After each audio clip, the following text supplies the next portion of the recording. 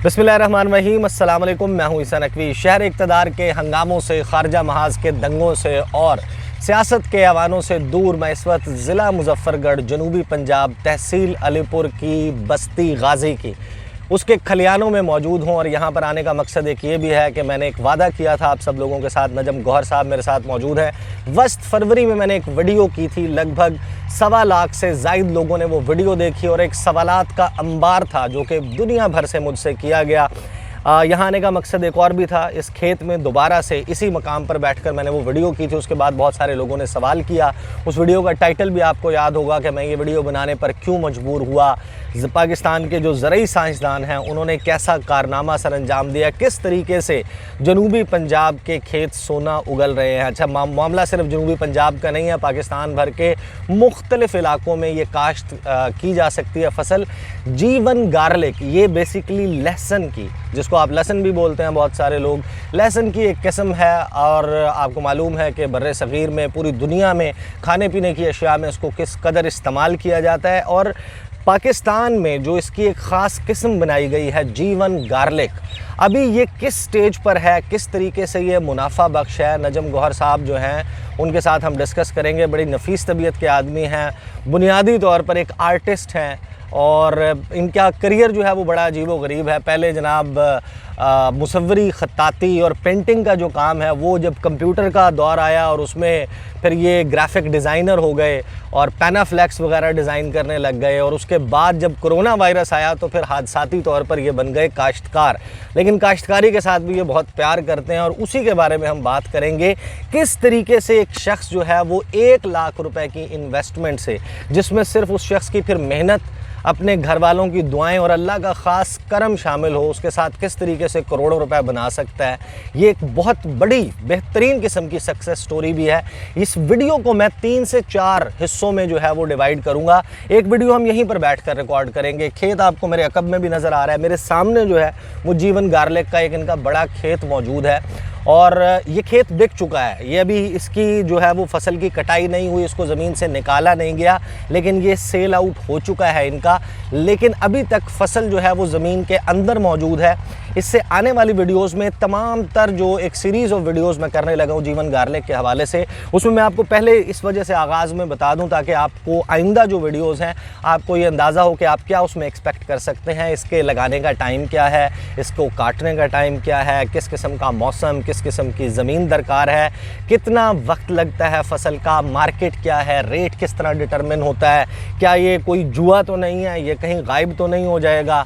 बहुत सारे लोग जो हैं वो ये समझते हैं कि शायद इसको आर्टिफिशियली जो है वो बढ़ाया जा रहा है। क्या वाकई इसकी इतनी मार्केट मौजूद है? बीज की खपत कब तक पूरी होगी? इसे एज अ बिज़नेस कब तक किया जा सकता है? और प्रॉपर काश्तकारी की फॉर्म में ये किस वक्त आएगा? जब मार्केट में अवेलेबल होगा उस वक्त इसका रेट क्या होगा? इसको इंटरनेशनली एक्सपोर्ट करने के लिए क्या इकदाम किए जा रहे हैं? नजम गौहर साहब से हम ये सारे सवाल करेंगे। और बहुत सारे लोगों ने गुज़श्ता वीडियो में नजम गौहर साहब का कॉन्टैक्ट नंबर पूछा था कि अगर हमें कोई हेल्प चाहिए हो। वैसे तो जाहिर है कि एक मसरूफ़ आदमी है, अपनी फसल की देखभाल करते हैं, लेकिन इनका एक और बहुत ज़बरदस्त जो है वो नजम गौहर साहब का काम है। ये इस जीवन गार्लिक के हवाले से बहुत सारे लोगों के साथ इन्होंने को व्हाट्सएप ग्रुप्स भी बनाए हुए हैं। उसमें ये जो फ्रीक्वेंटली आस्क्ड क्वेश्चंस, जिनको आप FAQs कहते हैं, वो, और मेरा इब्तदाइया तवील इसलिए ताकि मैं आपको ये बता दूं कि फिर हम अगली वीडियोस में जाकर ज़मीन से ये जो सोना है इसको निकालने का अमल भी आपको दिखाएंगे। ज़रा तोलने की कोशिश करेंगे कि एक गार्लिक जो है उसका कितना वज़न है। और इनका जो ये रकबा जो काश्त हुआ है टोटल गालिबन 2 एकड़ है। 2 एकड़ से कुछ ज़ायद जो है वो ये रकबा है। इसमें से टोटल कितना जो है वो लहसुन जो है वो जीवन गार्लिक निकलता है? नजम साहब, स्टार्टिंग फ्रॉम द बिगिनिंग लोगों को ज़रा पहले ये बताएं, ये है क्या, ये क्या चीज़ है? ये लहसुन है, जिसको हमारी देसी ज़बान में थूम कहते हैं, अंग्रेज़ी में गार्लिक, जैसा कि आपने कहा। ये पाकिस्तान का इदारा है NARC, उसने 2018 में इसे रजिस्टर्ड कराया, रजिस्टर्ड वैरायटी है। और ये पाकिस्तान की दूसरी रजिस्टर्ड वैरायटी है। इससे पहले जो वैरायटी थी हमारे पास देसी गुलाबी थी, और ये दूसरी जो है वो 2018 में रजिस्टर्ड हुई है, जिसको हम नार्क HG1 कहते हैं। हुमायूं खान साहब इसके साइंटिस्ट थे जिन्होंने इसको इजाद करने में, उन्हीं की मेहनत है। तो H से हुमायूं है, G1 गार्लिक 1 इसका प्रॉपर नाम है। नार्क जीवन इसको कहते हैं सर। तो इसका इसकी यानी इतनी मांग क्यों है? मांग से पहले अगर आप अपना टेलीफोन नंबर शेयर कर दें, आप जी। हमें अपना टेलीफोन नंबर, क्योंकि फिर बाद में बहुत सारे लोग मेरे से, मैं आपको बताऊं, मेरा ट्विटर के ऊपर डीएम्स के ज़रिए, मेरे व्हाट्सएप के ऊपर मैसेजेस के ज़रिए, वीडियो के नीचे बहुत सारे लोगों ने, फिर इंडिविजुअली सबको रिस्पॉन्ड करना, मैं जितनों को कर सका मैंने किया। आप अपना नंबर बता दें, फिर हम जो है वो will go through your course. जी थैंक यू। मेरा नंबर है 0334 618 1181 0334 611 नो 618 1181 81। जनाब ये इनका नंबर है। अगर किसी को इसके अलावा जो सवाल हम एड्रेस ना कर पाएँ इस वीडियो में, अगर वो सवाल करने हैं वो आप नजम गौहर साहब से कर लेते हैं। 1 बाय 1 स्टार्ट होते हैं। सर मुझे ये बताएं किस किस किस्म की ज़मीन है जिसमें ये काश्त हो सकता है? हमा किस्मी ज़मीन में ये काश्त हो सकता है। लास्ट ईयर जो मैंने लगाया था वो इंतहाई कलराठी ज़मीन में लगाया था, क्योंकि उस वक्त मुझे ज़मीन अवेलेबल नहीं हो रही थी। जैसी मिली मैंने लगा दिया, और नहायत कलराठी और सख्त ज़मीन में भी इसने बेहतरीन प्रोग्रेस दी है। और 2 कनाल लास्ट ईयर मैंने लगाया था। 2 कनाल से लगभग मैंने इसमें से 70 से 80 मन की जो है वो वज़न लिया था। 2 कनाल रकबे से आपने 70 से 80 मन की फसल उठाई। जी। और उसके बाद वो ज़ाहिर है कि ड्राई होने तक फिर उसने अपना वज़न लूज़ किया होगा। वो 20 मन तकरीबन रह गई होगी, 20-30 मन। नहीं, ये तकरीबन 60% जो है ना वो ड्राई होती है। अगर अच्छी क्योरिंग हो तो 50-50 भी हो जाता है। अच्छा, उसका तरीक़ाकार भी हम देखेंगे कि उसको निकालने के बाद उसको जो है वो करने का क्या तरीक़ाकार है, और ज़ाहिर है कि हम इस फसल को निकाल के भी देखेंगे। आप हमें पहले तो अपनी स्टोरी बताएं ना कि आपने इसका आगाज़ कैसे, यानी मुझे ये मालूम पड़ा जो आपने मेरे से पहले भी डिस्कस किया था कि आपकी टोटल इन्वेस्टमेंट 1 लाख रुपए थी। ये कैसे मुमकिन है? 2019 में जो है वो जून में मैंने लिया था। ये 500 रुपये पर केजी सेमी ड्राई था। ये उस वक्त 500 रुपये पर केजी, ये 200 केजी लेके आया था मैं। तो वो 200 केजी मुझे डेफिनेटली 1 लाख रुपए में पड़ा। उसके बाद 2 कनाल ज़मीन पे वो लगा। 2 कनाल से मुझे, मैंने आपको वज़न पहले बताया, वो जो 80 मन आपने निकाला। फिर उससे जो है ना वो 2 एकड़ फिर मैंने वो काश्त किया।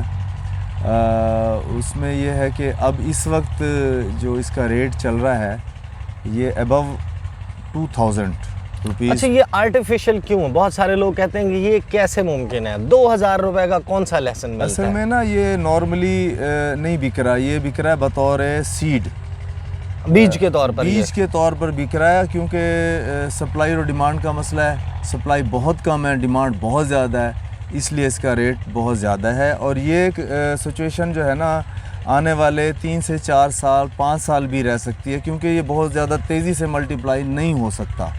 ये आम यानी गंदम है ना, मिसाल के तौर पर अगर गंदम 1 एकड़ है तो उससे हम 40-50 एकड़ लगा सकते हैं, फर्दर उसे मल्टीप्लाई किया जा सकता है। जबकि लहसुन जीवन की ये सिचुएशन है कि ये 1 एकड़ से मैक्सिमम 6 एकड़ मल्टीप्लाई हो सकता है। सही, यानी कि अभी इसमें पाकिस्तान की रिक्वायरमेंट पूरी होने में बहुत टाइम लगेगा। बहुत टाइम लगेगा। ये कितना अरसा बीज के तौर पर रहेगा? ज़ाती मेरा अंदाज़ा ये है कि 3 से 4 साल 5 साल भी लग सकते हैं। और जब इसकी बीज की डिमांड पूरी भी हो जाती है तो भी इसका चार्म ख़त्म होने वाला नहीं है, कम होने वाला नहीं है। उसकी मैं वजह बताता हूँ। इसकी यील्ड इतनी ज़्यादा है कि ये 235 मन पर एकड़ जो है इसकी जो इसमें सलाहियत है पैदावारी। इससे ज़्यादा भी लोग ले रहे हैं, इससे कम भी। वो अपनी अपनी प्रैक्टिस है कि आप कितनी मेहनत करते हैं, किस प्रैक्टिस पे काम करते हैं। तो अगर 235 मन इसकी आप यील्ड का अंदाज़ा करें, और चलें 35 मन नहीं लगाते, हम 200 मन भी लगाते हैं, तो ये 8000 केजी बन जाता है।